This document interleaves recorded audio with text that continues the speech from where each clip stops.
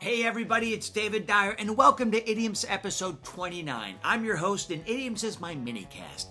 5 minutes at the most, about the same time it takes to convince your wife that hot fruit salad is a bad idea for a potluck. And as the name implies, I talk about idioms, those phrases we say in everyday conversation that seem completely out of place, yet you know exactly what they mean by the way they're being used.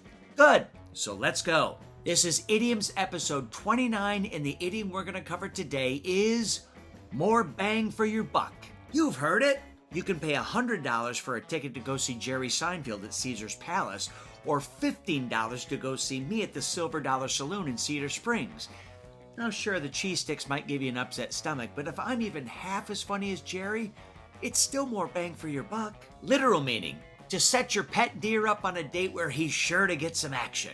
Contextual meaning, to get more for your money, a better deal, stretching that dollar as far as it can go. So let's explore the origin. Well, first off, let's clear something up. While the phrase may be used in the marketing of the oldest profession in the world, it does not have its roots in prostitution.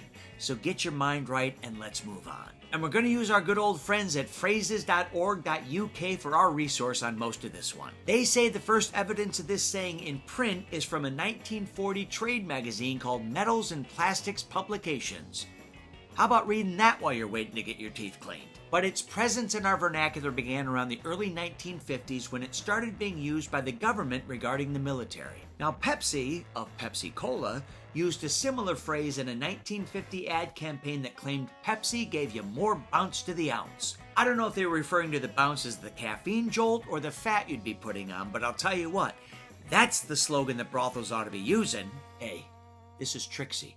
She'll give you more bounce to the ounce than that can of cola will. Come on, David, back to the military. Okay, here's the deal.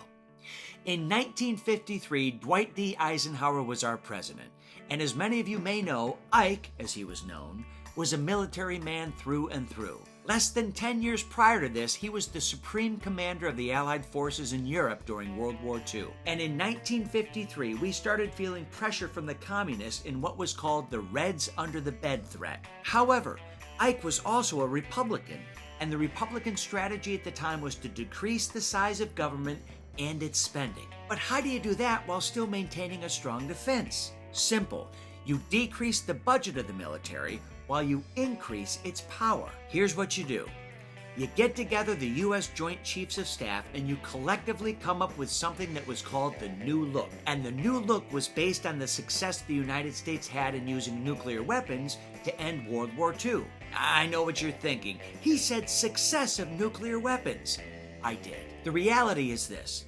The only other option to end World War II was a land invasion of Japan, which would have meant many more years of war, hundreds of thousands of deaths on both sides, and billions of dollars spent. It had to come to an end. Anyway, back to the New Look. There's a discrepancy as to who came up with the phrase more bang for your buck. Some say it was Admiral Arthur Radford, and some say it was Defense Secretary Charlie Wilson.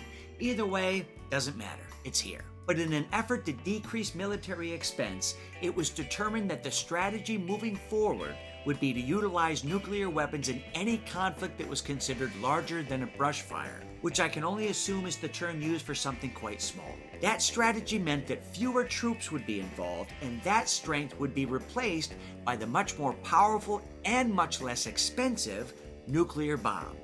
Hence, more bang for your buck. Well, nowadays, we don't use it to reference nuclear weapons at all. Nope, we use it to sell cars, booze, heart-clogging pizzas, you name it. So in a way, death is still very much a part of the usage. Personally, I use it as a pickup line of my wife. Hey, baby, how about a little bang for your buck over here? And I can tell you, as of now, it's worked 0 times. So that's it. Episode 29 of Idioms is complete, and I'm gonna go get a tattoo of a hooker drinking a Pepsi riding an atomic bomb. I'm your host, David Dyer. Thanks for listening. Check back for new episodes every Tuesday and Friday, but until then, I'll catch you on the flip side.